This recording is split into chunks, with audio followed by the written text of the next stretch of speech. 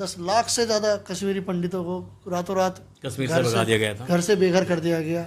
या उन्होंने विधानसभा में उसका मजाक उड़ाया। वही एक हिंदू होने के नाते हमारा रोष था। मैं भारतीय नागरिक हूँ और भारतीय संविधान ने मुझे अपनी बात रखने का अधिकार, आंदोलन।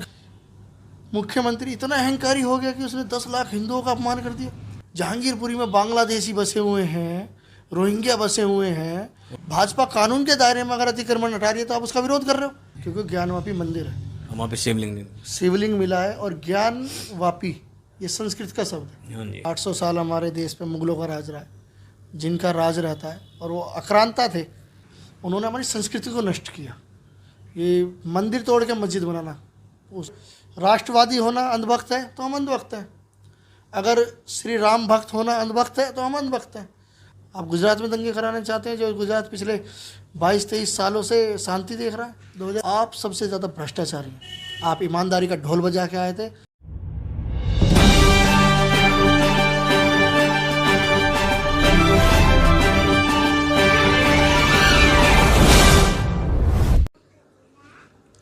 दोस्तों, देश में राजनीति की बहार है। राजनीतिक बहुत सारे हैं, उसमें कुछ युवा राजनीतिक हैं जो अपनी एक पहचान बना लेते हैं। हर राजनीति में पहचान नहीं होता, लेकिन कुछ युवा चेहरे ऐसे हैं जो राजनीति में पहचान बना लेते हैं। दोस्तों, ऐसे ही एक राजनीतिक युवा चेहरे के पास आज हम आपको इंट्रोड्यूस कराने के लिए आए हैं। वैसे वो किसी इंट्रोडक्शन के मोहताज नहीं हैं। आजकल वो बड़े छाए हुए हैं।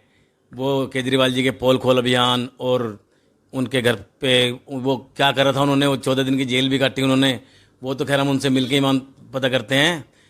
नमस्कार दोस्तों, मैं हूं राजेश कात्यान और आप देख रहे हैं इंडिया हर पल।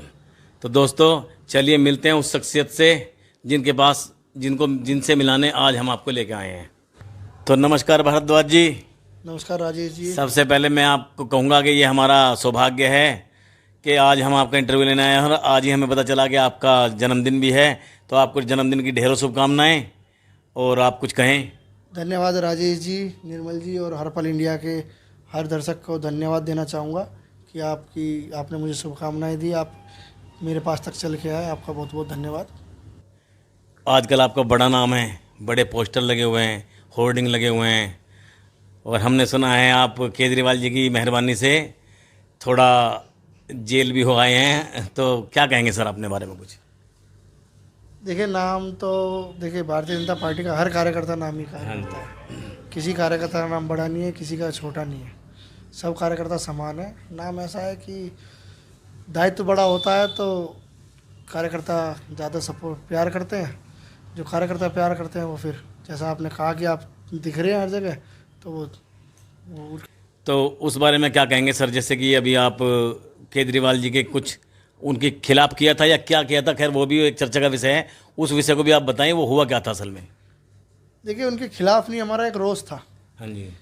एक आपको संज्ञान में होगा 1990 में जिस तरीके से कश्मीरी पंडितों को रातों रात 10 लाख से ज़्यादा कश्मीरी पंडितों को रातों रात कश्मीर से भगा दिया गया था। घर से बेघर कर दिया गया।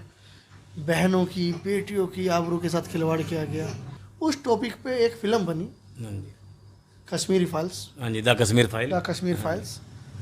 आप उस फिल्म में कुछ ऊंचा नीचा हो सकता है, लेकिन उस टॉपिक को ही आप बिल्कुल बंद कर दे, नकारते हैं। या उन्होंने विधानसभा में उसका मजाक उड़ाया। वही एक हिंदू होने के नाते हमारा रोष था। उस रोष को हम उनके सामने प्रकट करने गए थे।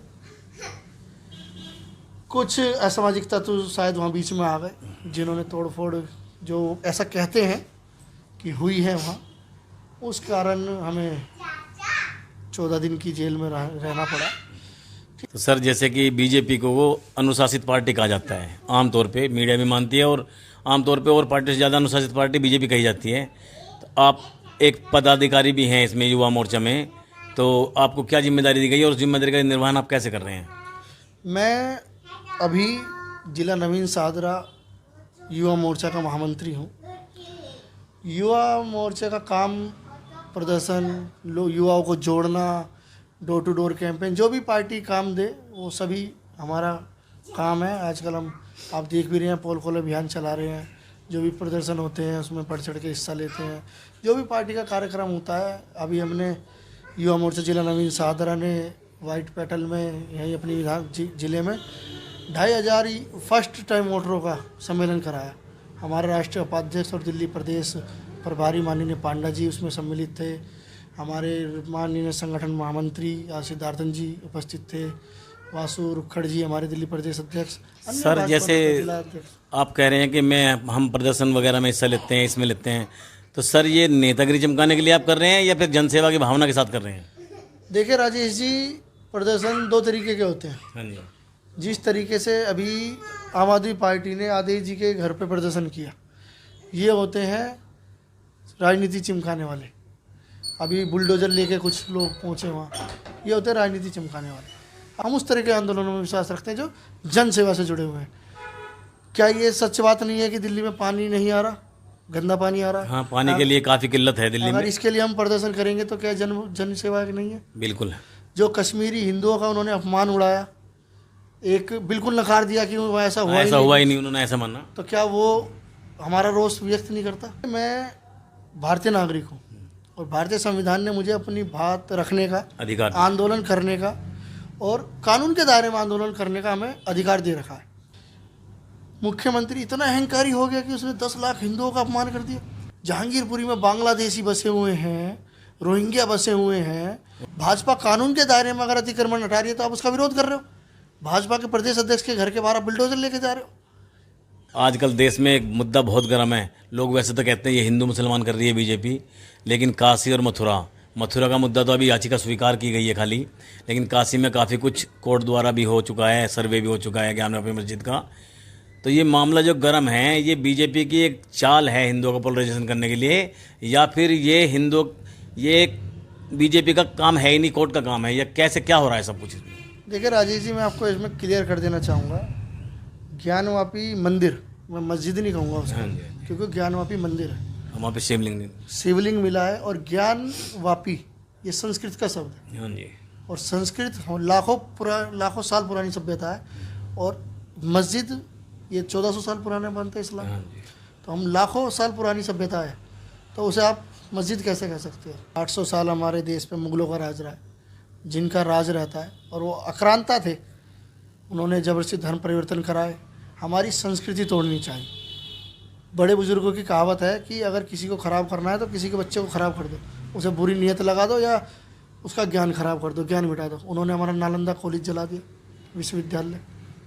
उन्होंने हमारी संस्कृति को नष्ट किया। ये मंदिर तोड़ के मस्जिद बनाना। देखिए राजेश जी, इस देश में 60 साल कांग्रेस ने राज किया। कांग्रेस की मानसिकता से आप भी जानकारी है, आपको भी और मुझे भी। अब 8 साल में थोड़ा बदलाव आया है। 500 साल पुराना राम मंदिर मुद्दा सुलझा, 350 साल पुराना ज्ञानवापी मंदिर का मुद्दा सुलझा है। काशी की, मथुरा की आपने बात की, पिटीशन हमारी फाइल हो चुकी है, उसका भी सर्वे होगा। तो धीरे धीरे बदलाव आता है सर। इतने बड़े देश में इतनी पार्टियां होने के बावजूद अगर आप सिर्फ ये कह दो कि हम देशभक्त हैं, तो उनका इशारा सिर्फ एक पार्टी की तरफ जाएगा। अगर जैसे ही आप कहेंगे हम राष्ट्रवादी हैं और देशभक्त हैं, तो छूटते कहते हैं अच्छा मोदी भक्त हो, अंधभक्त हो, ऐसा कुछ बोला जाता है। देखिए, मोदी भक्त और अंधभक्त तो ये मीडिया द्वारा और विपक्षों द्वारा बनाए गए शब्द हैं।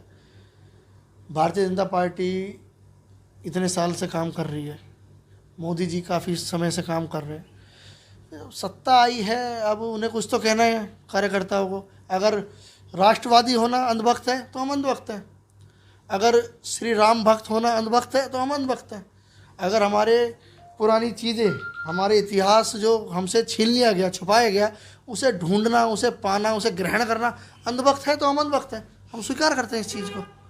आज दिल्ली की किसी भी घर में आप जाएं, या तो पानी आ रहा है तो पीने योग्य नहीं है, जबकि इन्होंने वादा किया था कि हर घर नल से पानी आएगा, पूरी दिल्ली को साफ पानी देंगे। वो उसमें विफल रहे। इसमें पोल किस तरह खोल रहे हो आप उनकी घर घर जाके? पोल हमें एक पैम्पलेट है, उसमें सारी जानकारियाँ RTI के तहत है। हमारे कुछ कार्यकर्ताओं ने कुछ सवाल पूछे RTI लगा के। देखिए, अभी आपने तेजिंदर बग्गा जी वाला प्रकरण देखा होगा। हाँ जी। उसमें उन्होंने एक ट्वीट पे उन पे धारा लगा दी भड़काऊ भाषण की, कि दंगे भड़काना चाहते हैं। मैं आपको उनको एक ट्वीट दिखा सकता हूं जो उन्होंने गुजरात के हमारे प्रदेश अध्यक्ष जी के लिए किया है, कि प्रदेश अध्यक्ष बाहर ही है, क्या गुजरात में इन्हें प्रदेश अध्यक्ष नहीं मिला? मैं उसी का जवाब देना चाह रहा हूँ कि आप दिल्ली में पैदा नहीं हुए, आप हरियाणा में पैदा हुए, गाजियाबाद में रहते थे, और आपके दिल्ली के 62 में से आधे से ज़्यादा विधायक सब बाहर ही हैं। आपने एक दिल्ली का वासी पंजाब में राज्यसभा सांसद बना के भेज दिया किसी हिसाब से, तो आपको कोई कहने का हक ही नहीं है। इस तरीके से ये भड़काऊ भाषण है। आप गुजरात में दंगे कराना चाहते हैं, जो गुजरात पिछले 22-23 सालों से शांति देख रहा है। 2000 दिल्ली की जनता ने उन्हें कुर्सी बिठाया था पानी देने के लिए, उन्होंने घर घर दारू बंटवा दी, एक पे एक दारू बांट रहे हैं। एक दारू की बोतल जो 400-450 रुपये की आती है, उसको तो एक के साथ एक फ्री दे रहे हैं, लेकिन डीजल और पेट्रोल जो 100-105 रुपये के आसपास है, उन पे सब्सिडी नहीं दे रहे, अपना वैट घटा के राजी नहीं है। आप एक 400 रुपये की चीज़ के साथ 400 रुपये की चीज़ फ्री दे रहे हो, लेकिन एक 100 रुपये के लीटर के साथ आप अपना 10% भी नहीं घटा रहे। आप सबसे ज़्यादा भ्रष्टाचारी हैं। आप ईमानदारी का ढोल बजा के आए थे, आपका ढोल फट चुका है, दिल्ली की जनता जान चुकी है। आने वाले चुनाव में आपको पता चल जाएगा। तो सर, जैसे कि आप युवा हैं, हम इंटरव्यू का लास्ट करते हैं, जैसे कि आप युवा हैं, पद पे हैं, युवा पद पे हैं, आप जिला महामंत्री नवीन सादरा हैं, तो जैसे आप युवाओं से क्या अपील करना चाहेंगे दिल्ली के युवाओं से सर? दिल्ली के युवाओं से मेरी यही अपील है कि आप घर घर जाएं, केजरीवाल सरकार की नीतियों के बारे में पढ़ें, उनका मैनिफेस्टो पढ़ें कि वो क्या क्या वादे लेकर आए थे और उन्होंने क्या क्या वादे किए, क्या वो पूरे हुए। युवाओं से तो यही अपील है कि राष्ट्रवाद बने, पढ़ें, सरकार की किसी भी सरकार की उपलब्धियां और कमियां पढ़ें, ताकि आप दोनों में अंतर कर सकें। तो युवाओं से मेरी यही अपील है। बहुत अच्छा लगा भारद्वाज जी आपसे बात करके। धन्यवाद राजेश जी। धन्यवाद आपका भी। इंडिया चैनल के दर्शकों को धन्यवाद। तो दोस्तों, ये थे युवा मोर्चा जिला नवीन सादरा के महामंत्री श्री आकाश भारद्वाज जी। दोस्तों, ऐसे ही किसी और वीडियो में किसी और शख्सियत के साथ आपसे फिर मिलेंगे। तब तक के लिए नमस्कार। अगर आपने मेरा चैनल सब्सक्राइब नहीं किया तो दोस्तों, हमसे जुड़ने के लिए हमारा चैनल सब्सक्राइब कीजिए। अगर आपको ये वीडियो अच्छी लगी तो लाइक और शेयर कीजिए, कमेंट कीजिए। मिलते हैं किसी और वीडियो में। कैमरामैन निर्मल शर्मा के साथ मैं राजेश कात्यान, इंडिया हर पल।